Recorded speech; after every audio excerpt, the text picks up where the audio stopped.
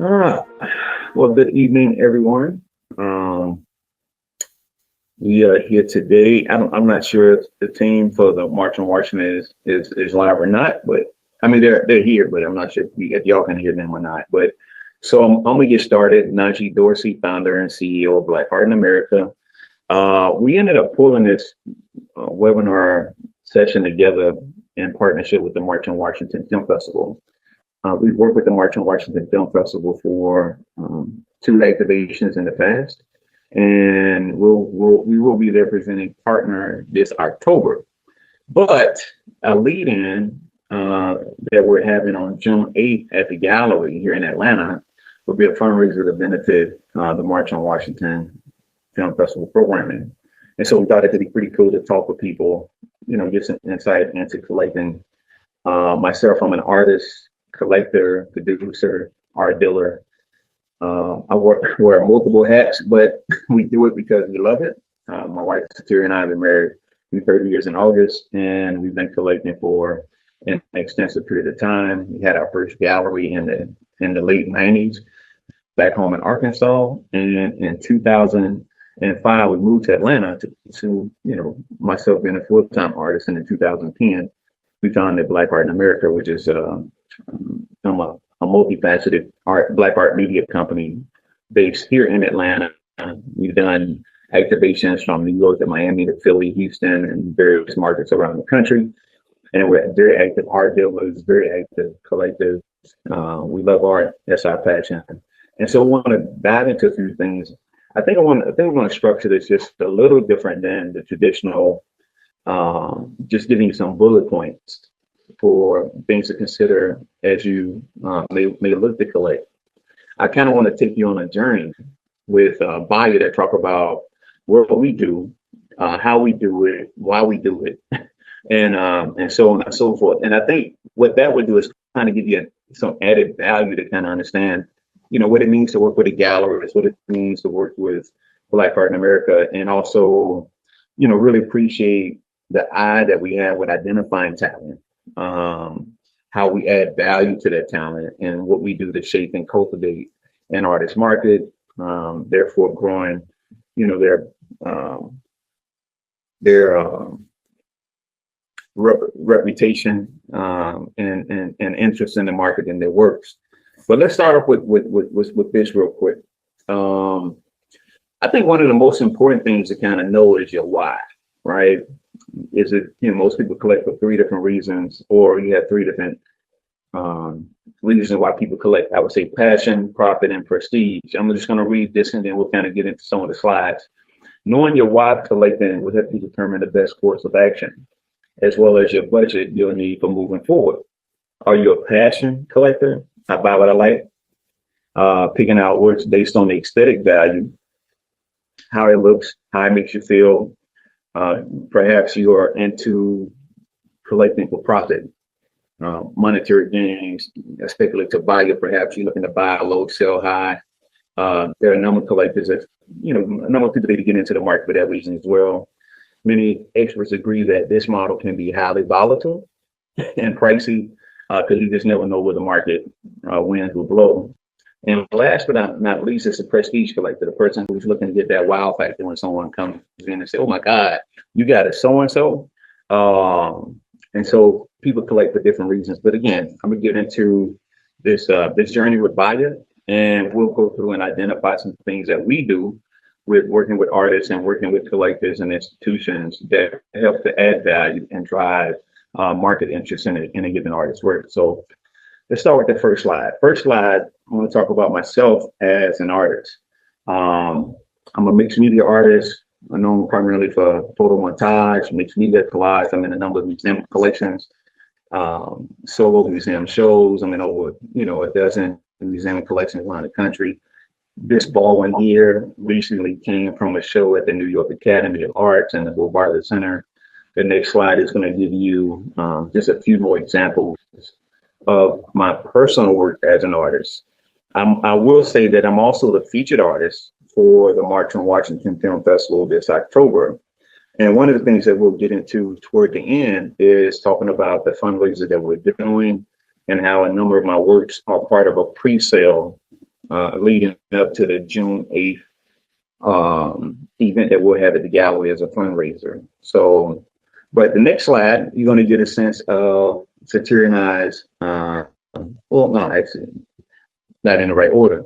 I put Dr. Simona Lewis here because I feel like we following the tradition of Dr. Simona Lewis as artist, collector, advocate, and supporter of the arts. She founded the Black Art Quarterly, which later became the International Youth of African American Art, founded a number of museums and galleries during her time, but a huge advocate. So we honor Dr. Simona Lewis and we follow in that tradition. Next slide would be us, out in the community, so we're not just a gallery that sells work. We're actually out into community, advocating and propagating for, Black visual culture. Let's go with the next one.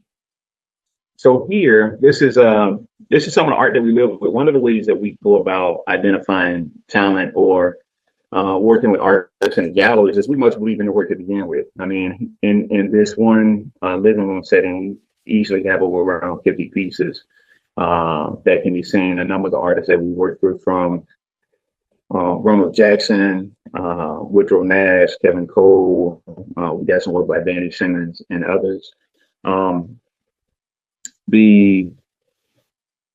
I think, and I want to say also put, if you have questions, because I don't want to just be a talking head, I want to, be a resource. And if you want to start to think about any questions that you're going to have, just start to put those in chat and we'll get to that at some point soon.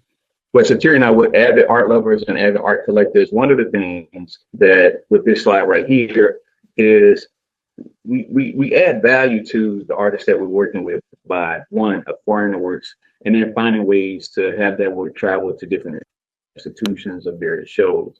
This is a show that we recently had at the gallery showcasing some of the works in the collection.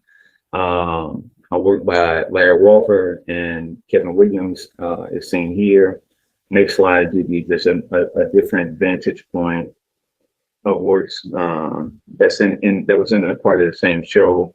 Khalif Thompson is the artist for the Baldwin on the left-hand side. We'll get to talking about Khalif toward the end. Khalif recently graduated from the school, from Yale's master's program. I think he walked, either today or yesterday, as a matter of fact. We worked with Khalif for 2 years as his primary gallery.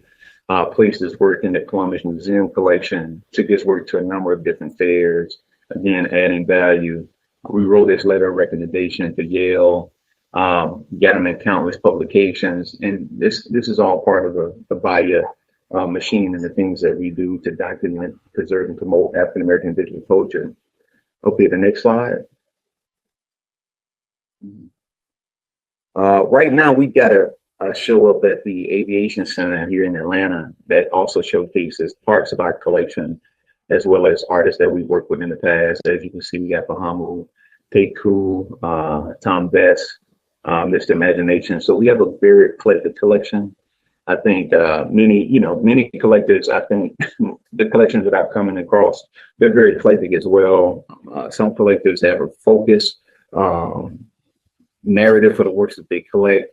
I know Mike Brinson has a phenomenal collection of Afro-Cobalt material and African American bronzes, but the overwhelming majority of the people that are collecting, they're just collecting works that speak to them across a wide genre of works. Let's go to the next. Here's a piece. Alfred Conte is one of our favorites. Like many of the other artists, but we've traveled Alfred's work to a number of institutions. This piece is Evan and Aaron. It's a piece he did during COVID. You can always tell how an artist feels about a work when you go to their homepage and it's the feature that's on the homepage. But this was a work that traveled to the Bartlett Center in Columbus, Georgia, the New York Academy of Arts. Alfred is an artist that we worked with over a number of years.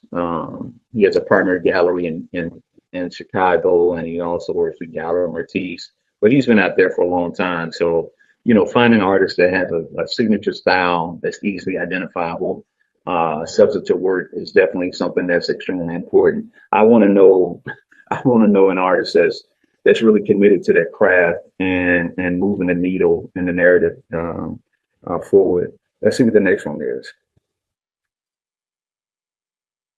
So here's a work by Tim Short. Tim is an artist that's based here in Atlanta. He's another artist. We actually bought this piece when it was about halfway through on the easel. But one of the things that I'm gonna continue to try to drive home is, as a gallerist, the things that we do is to continue to add value. So we, one, buy the work. Two, we're finding places to advocate for the artists, either, articles that we can do, connecting them with curators, connecting them with collectors. We traveled. This is also part of the big story show that went to the Bo Bartlett Center, that also went to the New York Academy of Art.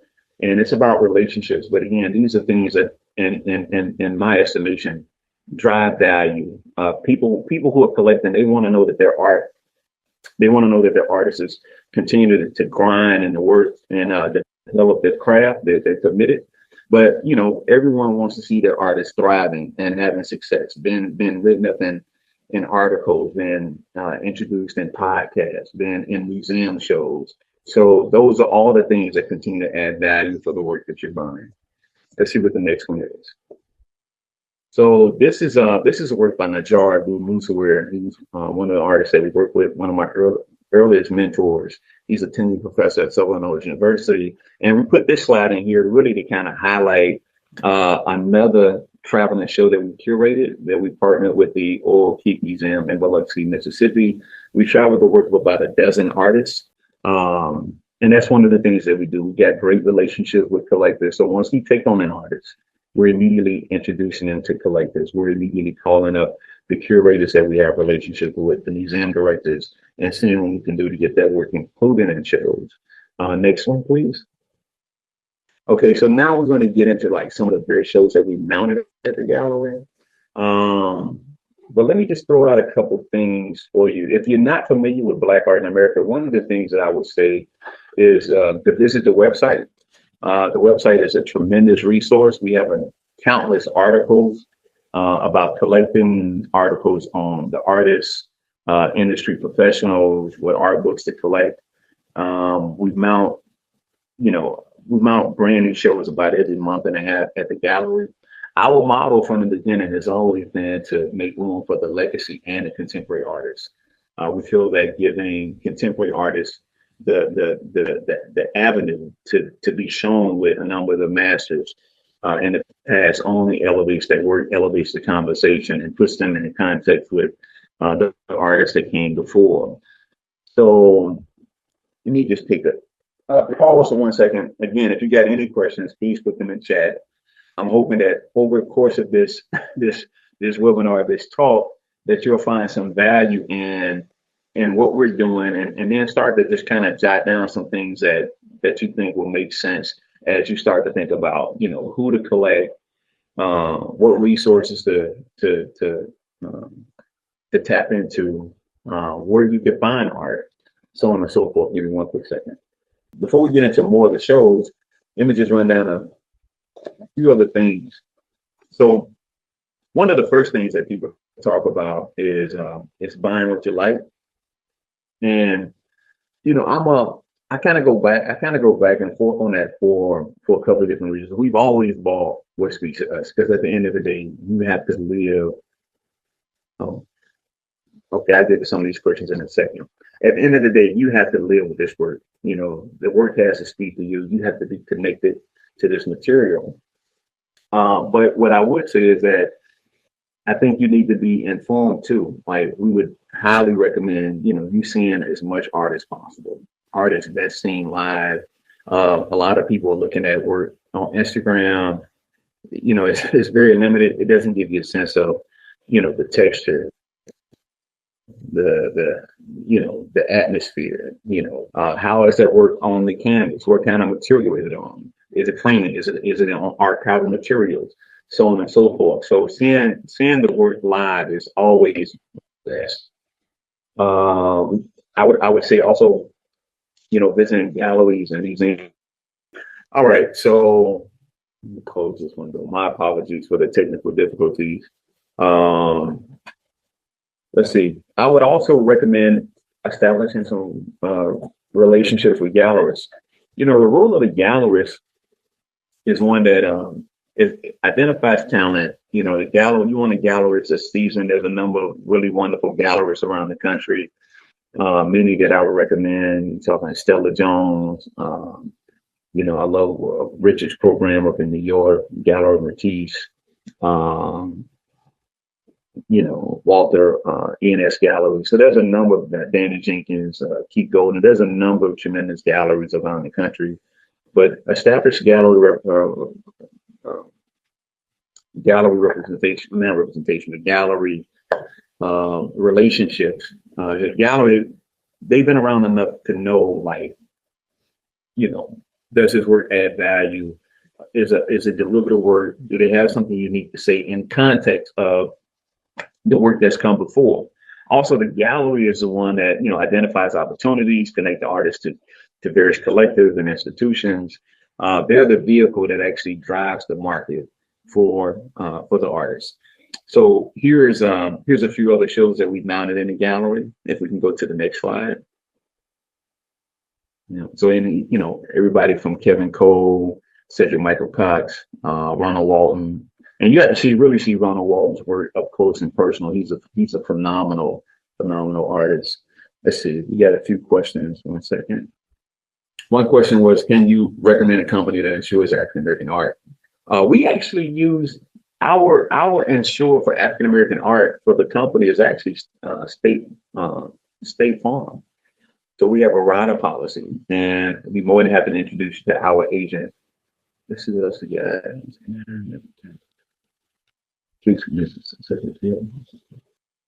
So questions are coming in fast and furious, which is pretty cool. What to do when you run out of walls? But see, if you go back to, people hang differently. Now I don't know, some people hang, gallery style, and you got, one piece on one wall. Many of the collectors that I know, like we're pure art junkies. So, our walls are all hung salon style. I would say, we enjoy hanging salon style, just basically putting as much art on the wall as possible. Not that doesn't work for everybody. Maybe you look at buying smaller works. This past year we had mounted a show, small works, big gems, as a consideration as well. Rotating your work is always an option. Let's see. Maybe, because if you bought pieces several years ago, maybe you're not as connected to that work as you once were. But those are just a few suggestions. Let's see. All right, but go. You got a question in here asking about framing. So sometimes I like the art, but not necessarily the frame. The thing, how much wiggle room is there in negotiating pricing? No, man, these are all really great questions. What I would say, one, you're buying art now. The framing, typically, kind of helps to contextualize that work, but to really bring that work together. Not all framing, not everybody has the same framing taste. So, but just understand, typically, like when we're presenting a piece, we're presenting a piece in the light that we want the work to be. Not everyone is going to agree with the particular frame that's on the piece. You always have that option, but the thing is, you're really buying the art. So there's really not a lot of wiggle room. I know when we work with people, there's not a tremendous amount of wiggle room because, again, you're typically buying the art. Do you have a list of galleries? You could actually do a Google search. There was one that came out during COVID that actually lists a number of African American galleries. So that's one of the things that we can work on, hopefully in the near future, where we can just kind of give a list. If you let me know what city you're in, maybe I can give you a suggestion of something that may be within the region. But I would always say visit blackartinamerica.com. We got over 1,000 works on the site. We work with a number of different artists, estates, so on and so forth. Now, let's go to the next slide if we can.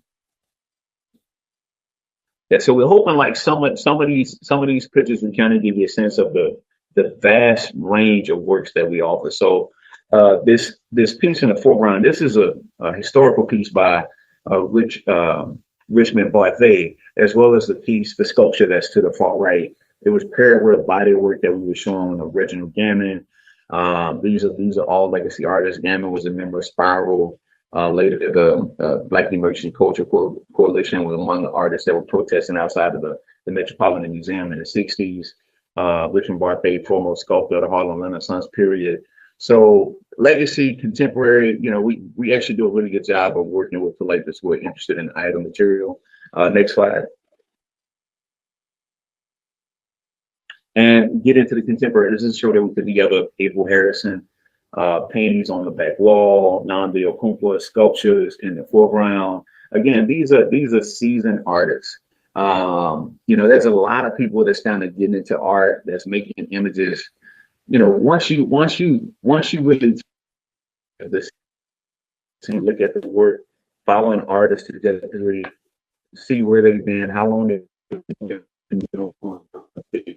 doing, get a feel for that, get a feel for the art. You can see the added value that you have with artists that's been doing it for a long period of time. At least I know I do.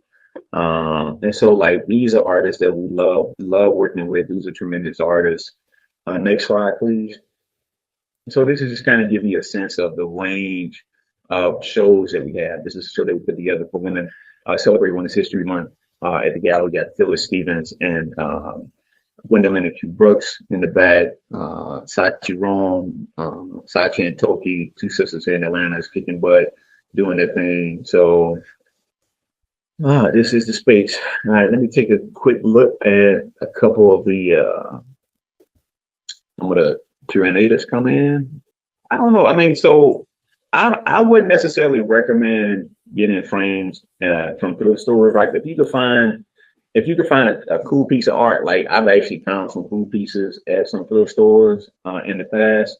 The reason why we'll be kind of suspect on the framing is because you want to make sure that you're protecting your asset. And a lot of times, if these frames are not designed for like new works that you're getting, you want to make sure you get that the frame is using acid-free material. The framing is going to look best if it's framed to the image, not necessarily just putting an image in any frame that it'll go in. And so that'd be my recommendation. I wouldn't necessarily trust many options coming from the frame. And if you find a good framer, like it's well worth the investment.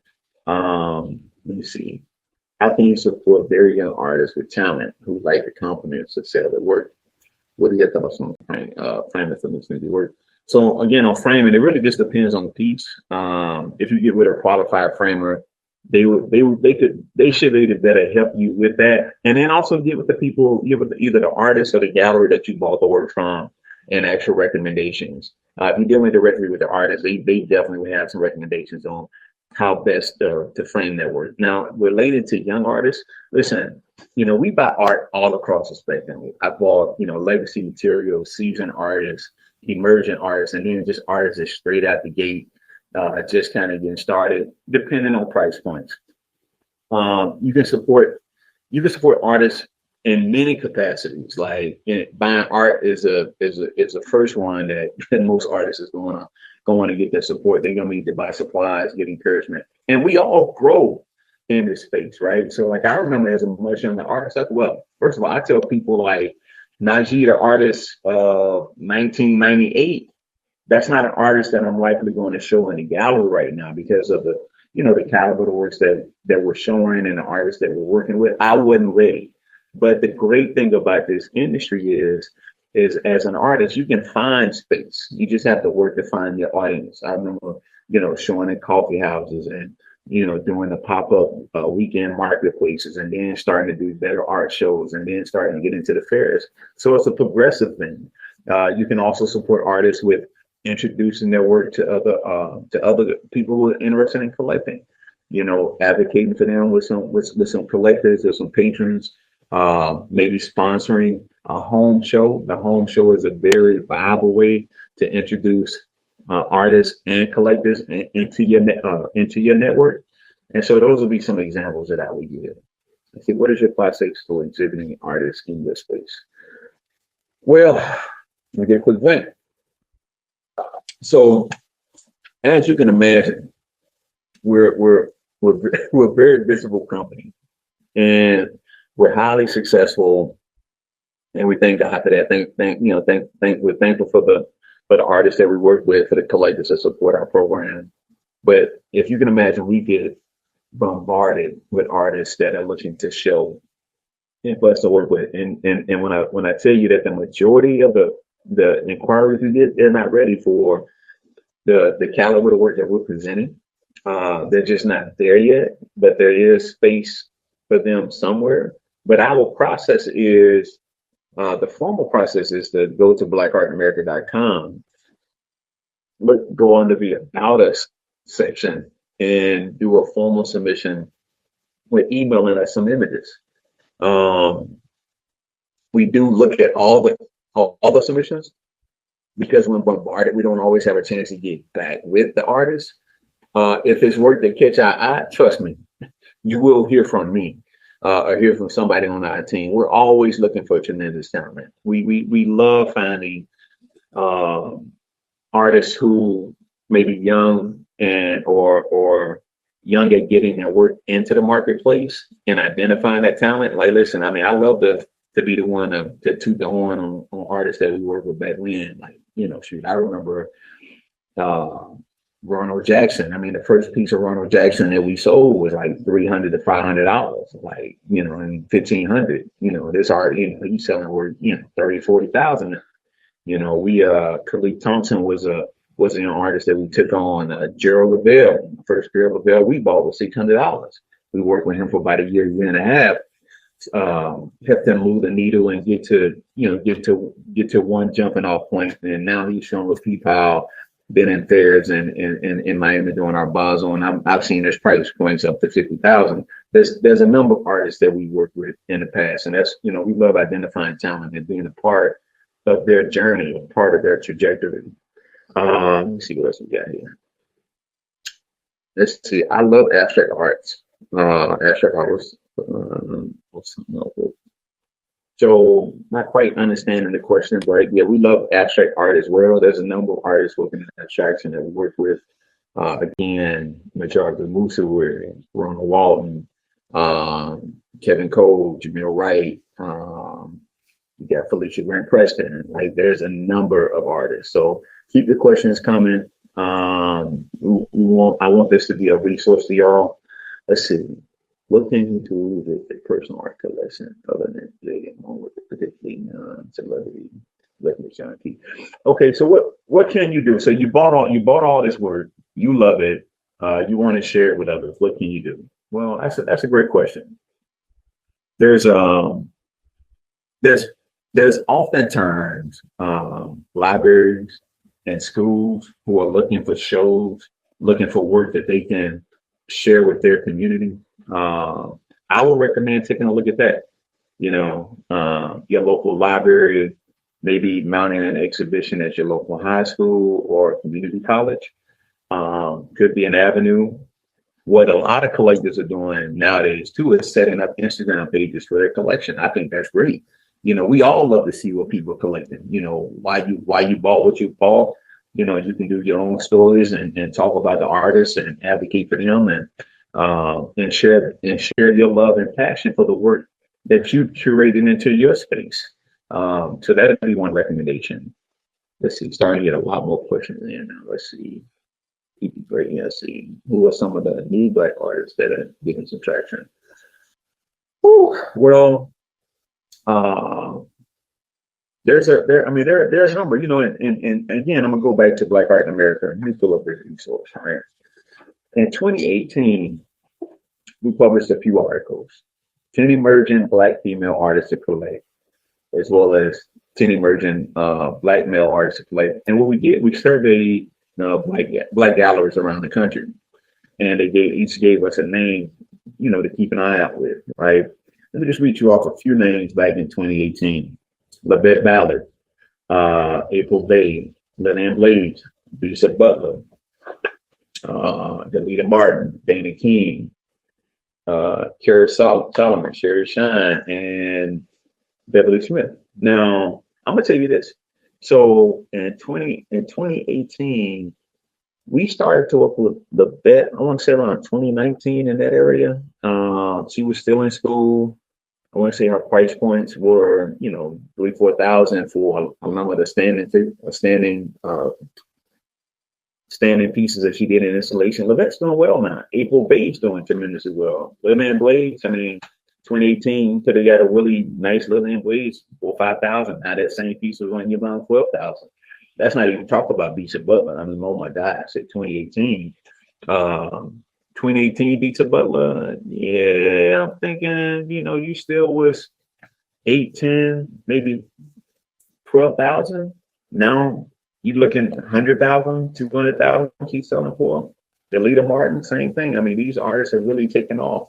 Um, Beverly Smith. I mean, some of the first Beverly Smiths that I sold, they were $2,000, $4,000. Now she's selling 20, 30,000. So, I mean, there's a number of artists. I would just say, just keep your eye out. I know right here in Atlanta, let's see. I mean, I love what Tim Short is doing. And I want to throw out some names right now. There's a couple of names. This. I would say go to Black Art in America and look at the show that we put together for Small Works. Oh, I can't forget my girl Tracy Mims. I'm gonna get into Tracy's work here in a second, and then there'll be others. Let me go through a few more of these slides. Let's see what the next one is. Okay, another show that we mounted from the one Celebrating Women Artists show. Next slide. Okay, more works from the gallery. Next one. Okay. So, Bai has become a gathering spot. I mean, we have a tremendous gallery in Atlanta, 4,000 square foot gallery, 8,000 plus square foot sculpture garden. It's one of the more unique art spaces in the country, I would argue. Next slide. Again, like we mount regular shows and exhibitions. Small Work Big Gems was a tremendous success. Like I always say, this was a show for the space conscious and cost conscious collector. Whether you were a new collector or whether you're a seasoned collector that's kind of running out of wall space, but you still want to stay active, this was the show that really would have been one you wanted to take part of. A lot of those works, many of those works are still in the Small Works Big Show catalog on the website. So please take a look at that. Let's look at the next slide. I'm gonna get back to answering some more of these questions in a minute. So let me again, I want to drive home identifying talent, collecting the work ourselves. Like, we can't ask you to believe in these artists if we're not. At least that's my opinion. We want to support the artists. We want to be an active participant in their growth, in their development, in the promotion of their works, getting their works in collectors' homes and institutions, and seeing more and more success with their career. Last year we had the inaugural Atlanta Fine Art Print Fair. It was a tremendous, tremendous show. We identified so many new collectors. There's so many people that's coming into the market that want to find someone they can work with, someone they can trust, someone that they can grow with, someone that can kind of hold their hands, let them know that it's okay. This is how you do it, whether, you're buying an original, unique work, painting, mixed media, sculpture, or whether you need to start with a fine art limited edition hand pulled print. They all hold value as well. Serigraphs, etchings, lithography, lino cuts, so on and so forth. Next slide is going to kind of get into the print fair we had. These are some of the offerings that we had. And again, legacy and contemporary. This is a piece by Andy Porter, keeping his legacy alive. Next slide. These are people that was at the print fair. And we always have tremendous programming. We had artists performing prints at the fair, educational opportunities for the public to learn more about printmaking and its significance, its history, and some of the artists that are really thriving in this medium. In this show, we had a call. This is one of the ones that we had a question earlier about, identifying talent or working with artists and having artist submission. We actually had 2 open calls last year for artists to submit. We had an open call for the print fair and for the Small Work Show. Now, let me tell you a little bit about the open call for the print fair. Now, next slide.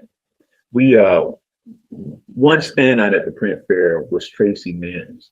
Tracy Mims is the artist that we now have a exclusive representation for. What that means is we made a commitment to Tracy and showing her work, placing her work in different institutions, getting them in front of curators and directors, getting them in front of collectors, articles, podcasts, just like any and everything that we can do to leverage any of the relationships that we've cultivated over the years to advocate for this artist. Tracy, next slide. Tracy actually won. Not only was she a standout at the print fair, this is just kind of showing like the fair vibe and what some of the larger fairs. Next slide. Not only was she a standout at the print fair, but she also won the Atlanta Biennial last year for one of her color reduction prints, and that's a national fair that she won. You know, out of hundreds and hundreds of submissions from around the country. Here we have noted printmaker Jamal Barber, who we also work with, and Farron Manuel, who's a curator here in Atlanta, just discussing some of the work that was in the print fair. And it was just a tremendous event. Next slide, please. So again, you're going to hear me talk about identifying talent. You're going to hear me talk about adding value, cultivating these artists' careers, and placing them in a light that just kind of amplifies the beauty of what they're doing in their creation. Tracy Mims is an artist. So we found Tracy through the open call. She was a standout in the show. We signed her as an artist that we wanted to work with on an exclusive basis, basically just giving all of our resources to help get her out into the market and more people aware of the work that she does. She's a phenomenal master printmaker, draftsman, has tremendous work. So we ended up giving her a solo show. This is one of the things that a gallery can do for an artist. It's giving her an opportunity to showcase the breadth of their works all at one time across various mediums. And the show was a tremendous success. Not only did we give our solo show, we took our work down to Miami during our Basel when we presented at Scope Art Fair. Next slide, please. This year, we've actually, I just delivered these two pieces, Blessed Be the Fruit, to the Bo Bartlett Center. Next slide. Which these works will be on display. This is them preparing to hang them at this museum on display through August. So students, faculty will become more familiar with Tracy's work. And so this is one of the things that we do in terms of getting the work out there. Next slide. Tracy also has a show. We're traveling, Give Us the Sun, to the Carter Woodson Museum in St. Petersburg, Florida. The work is picked up this Friday and will be delivered over the weekend. Her show there opens on June the 8th. So again, I mean, just look at the trajectory. Open call leads to a standout in the print fair, representation, solo show, taking the work down to Miami to Art Basel, getting the work in publications, showing the work in various institutions. And here we go right here. We were able to curate a show at Coca-Cola headquarters in Atlanta, of which we featured about 9 different artists. Tracy Mills is one. The piece to the far left is actually a piece that she did, Flowers for the Stripes. And the next slide, please. And this is the piece that Coca-Cola ended up acquiring. That's more from the exhibition. Next slide, please. Coca-Cola ended up acquiring the work for their corporate collection. Next slide. So that just kind of gives you a sense of like what we're doing with the volume machine behind it. We're constantly advocating for the artists. We want to see them shine, want to see them grow. Raising Caning, they're actually filming, I think, the 4th or the 5th season right now. We work with the production company, was able to play some of Tracy's work on set, as well as some of my work. I can't forget, you know, I'm an artist as well. Sometimes I get to advocating so hard for some of my artists that we love that I forget to throw out like some of the accomplishments that I'm also being awarded as well. Okay, next slide. And then I'm gonna get to some of the questions here in a second. Okay, here we partnered with Gang, which is a art and culture group out of Indianapolis. They doing NBA All-Star Weekend. Farron went down with me as well as myself. We both either moderated the panel or was a presenter for a panel. So again, we're constantly out there in the market on a national scene, advocating for the artists, being engaged with the arts community, just doing our thing. So I'm gonna go back to some of these questions if you could. One second, bear with me.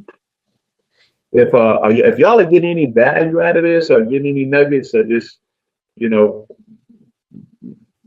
give me a couple of hearts or something. Let me know I'm not just rambling on. I hope y'all are enjoying this. Let me see. I'm trying to get to some of these.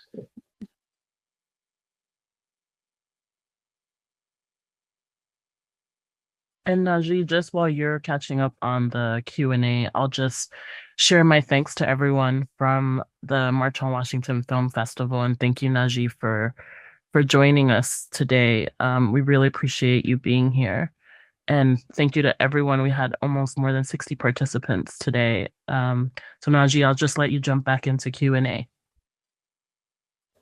Okay. Pull up the chat. Okay. Let's see.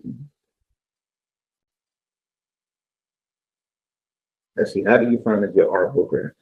Um, well, I think it really needs to boil down to like what kind of work you got because there's a lot of people that's getting into the industry. If they don't have the resources to help you move the material or don't have a track record or a history, then it may not be the broker for you. I would say, maybe talk to, some other collectors that you trust. Look into the marketplace of where the pieces are that you're looking for. Maybe talk with a couple galleries that you believe in or have a relationship with. Reach out to us. Let us know what you're looking for. We would love to possibly be a part of what you're looking to get more information on. Okay, the next one, see, typical ones. Print's a good option. Yeah, so yeah, I would say yes. The question is about different Lawrence prints because the original work is likely unobtainable. And I would say, yeah, like if you're a collector, the prints are great when you got like a legacy artist like a Jacob Lawrence or Elizabeth Catlett, or even a contemporary artist that may be out of the scope of what you want to spend for work right now. Then that's always an option. Particularly for the legacy artists and those very significant artists. I would definitely recommend, yes, considering we've had our hands on a number of Jacob Lawrence prints in the past. Perhaps we can help you find something that you would love to live with. Let me see.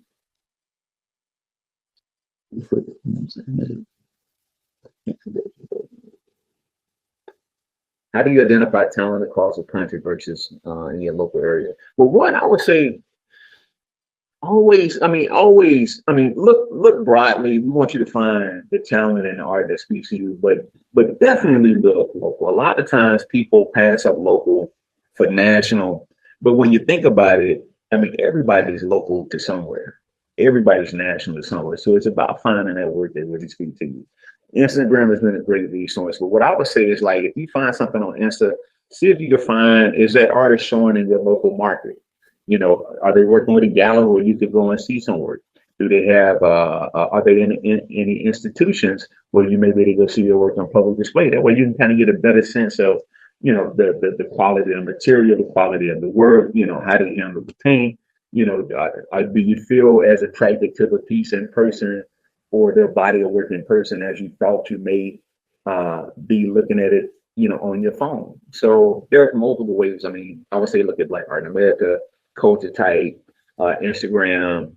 There's a number of auction houses that are out there. There's a number of resources as well. Again, the art books. You want to get your art catalog up. Let me take a look at this next question. Let's see if you listen. Is real financial benefit to putting the prints? Yeah, I would say yeah. There's prints are proven too. You could. I know people who have bought like one of my really good patrons, Nazee.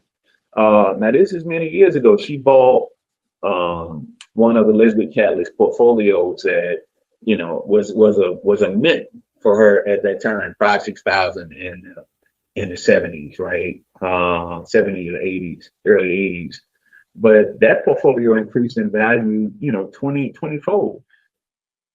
And you didn't even have to go that far back. I mean, there are prints that were pulled by, Perry James Marshall and other artists that have increased in value. So yeah, there's a real financial benefit for pulling prints. And also you got to realize that there are some notable artists that, that's all they do is they're known as tremendous printmakers.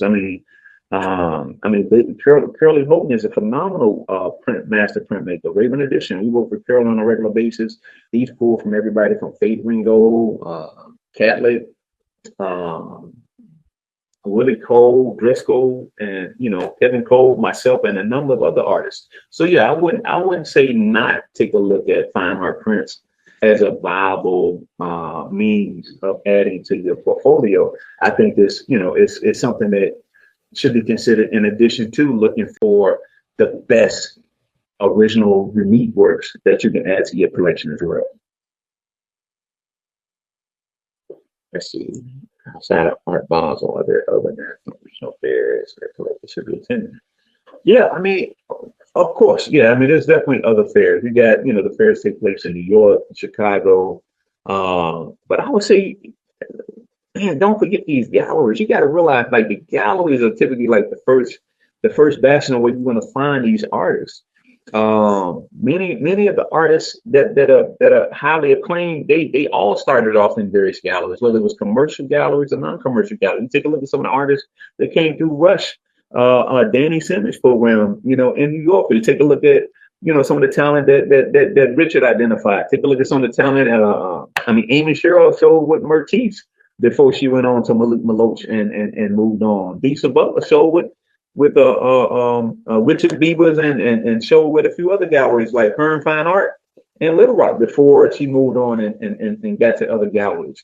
Some of the artists that I talked to earlier that we sold their works through Black Art in America and have since moved on to show with other galleries. So I would say, tap into your galleries, particularly galleries that have a reputation that's been doing it, 10 years or more. You have a number of them around the country that could be a tremendous resource to you. So take a look at the fairs, take a look at the galleries, take a look at even some of the MFA programs that have tremendous track records.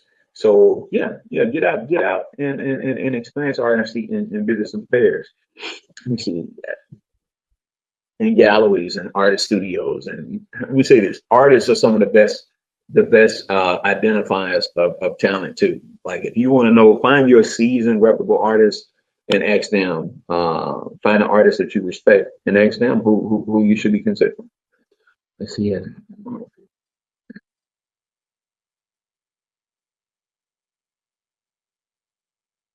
So as a new artist getting into the stage, listen, I'm the same advice I'm gonna give you as with any other artist. You got to get out there. You got to get out, network, visit as many art shows and art spaces, and connect with people as you can. That's really the only way. You're gonna be seen and amongst the masses. But also find time to create that work and put that work out there. I tell people all the time, focus more on your craft than branding. Really like the old saying, if you do work with excellence, you're going to place yourself before kings. But you got to create the work, and then you also need to find time in your practice to get out to some of the shows, whether at the museum, whether it's galleries or artist communities, and so on and so forth. Let me see, we got. Thank you. So I said you're doing a good job. I appreciate that. I get to run in my mouth about this art thing. What should collectors do to maintain the value of their collection? That's a great question. So, what to do to maintain the value of your collection? I think there's some things that you can do to add value to your collection, and some of those things are some of the artists that are in the collection. Maybe advocating for their work with other galleries that you're supporting. If you're supporting local museums, make sure the curators and the directors are acquainted with your collection and the artists that you believe in, particularly if you're supporting those institutions. Again, many collectors are building out pages on Instagram where they can share their collection. Keeping your artists in the forefront of some of your peers in your network. There's a lot of people come into art that's interested in art. Share with your network the artists that you believe in. Again, maybe host a home show. These are all things that's going to add value because at the end of the day, the artist has to continue creating. The art has to continuously be seen in the form, whether it's in shows, in write-ups. We all want to know the artists that we're collecting, that they're having success, that they're seeing success, that they're being collected, that they're being written about, they're being talked about. These are all things that's going to add value to the collection. Also, maintain your collection properly. Proper framing, no direct sunlight. You know, proper cleaning. If you have an opportunity to share your collection in any shows that may be coming up again, like I mentioned earlier, local schools, colleges, universities, libraries. I mean, there's a number of different things that you can do to add value to your collection and to the artists that are in your collection as well. So those are just a few things that kind of come to mind off the top. I can see what would you like to show.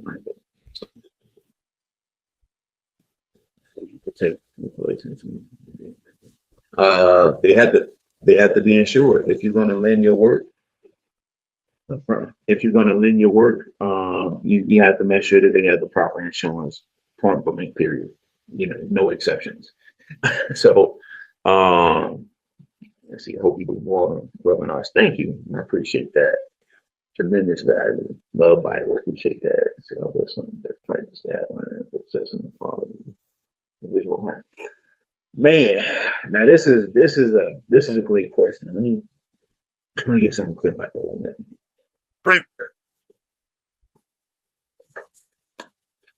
Okay. Best practices and guidelines for assessing the quality of visual art. That's that's not necessarily the easiest one because for me, I can see it. I've seen enough work. I mean, as an artist, as someone who's bought works for my culture for the last, right at 30 years as a collector and as an art dealer, I've seen so much work that I can tell if the quality's there. I can tell where the influence is affirmed.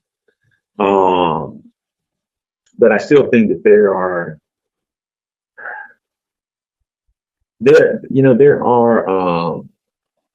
with the seasoned eye ways to gauge the quality of the work and put it up against all the work that you've seen before. Is this artist prolific or what's what I'm looking for? Are they have they mastered their craft, right? That's that I think that comes with time. Honestly, I think that comes with time and your eye being trained enough to see and to understand and contextualize the difference. But yes, I think there are ways for you to grow, not necessarily grow. I think there are ways for you to identify, the quality of the work, but it takes a trained and seasoned eye. I wish I can give you a better answer than, I know it's kind of like when I see it, I know it, kind of thing. Let's see, what is salon style? So the salon style. Let's see. Okay, appreciate it. So hanging a salon style is basically where you got I've got it's one of the earlier images. It might be too difficult to kind of go all the way back, but it's when you're starting to stack works on top of each other. And on top and on the sides. But I think if you do a Google, I tell you what, write this down. Write this thing down. One of my favorite collectors and friends in this art is Patrick McCoy. Pull up Patrick McCoy, Chicago collector, and you will see hanging salon style. Okay. All right. So let me see. Let's go ahead. Okay, so let me go through a few more things. I'm kind of running a little long winded. Let me just go through a few more slides, and then we'll kind of get through and kind of close this out a little bit. Because we are here for a purpose. Working with other collectives, regional grounds and other collectives, we had him in for a talk. He supported Black Art in America over the years. Next slide. Next slide. That's uh,